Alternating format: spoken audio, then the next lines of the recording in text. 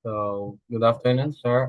My name is Diantoy Samart Celio from BSCC2, PCE2A po.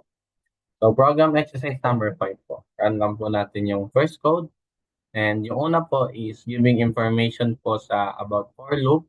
Next naman po ay provide the value of A, B, and C po. And sabi dito, enter X, which is ang sabi sa book is 1/3. Pag in-enter po natin, yung po yung kakalabasan.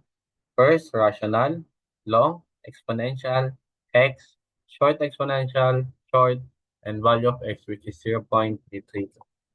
Next naman po is converting Fahrenheit into Celsius or centigrade. Tahan lang po natin at ito po ang kakalabasan, temperature, Fahrenheit, sample temperature po is 90, convert into centigrade which is 32.22 po. Yan lang po.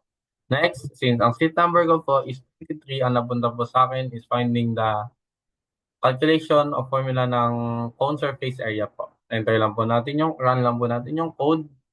Give the radius of the cone, 12, height of the cone, 12, and the total surface area of the cone, 1092.16 square units. Next is yung 2D graphic output po. Run lang po natin yung figure 1. Pag na natin yung figure 1, ito po yung kakalabasan ng figure. 2 lines, days versus first column and days versus second column. Next naman pong figure, ito po, ang kakalabasan po is x is to 10 to 20 and y is 0 to 30. Next naman po, figure xx, figure 3 po, wala man po masyadong difference, just making the x and y axis equal. Figure 4 po, days versus column, pero naka-asterisk blue, and yung days versus second column, naka-red na circle. Next naman po is yung first column versus second column na naka-black X. Ito po.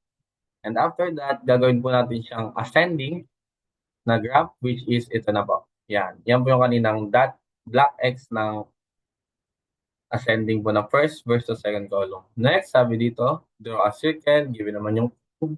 And pag nagay po natin yung code, nakalabasan is circle. Next naman po, polar plot of a spiral, given na yung code, ang magiging kalabasan ng figure, spiral. Sabi naman dito, plot several types of graphs. Since given na rin po yung code, I just run the code, and ito po yung kakalabasan ng mga figure. First figure po is ito po. Enter lang po tayo sa ating command window para lumabas yung ibang graph or yung ibang figure. Yan po yung second. Ito po yung pangalawa. Yung last figure. Next naman po, 3D graphic output. Since yun naman po yung code, kailangan lang po natin yung code para makita natin yung different figure.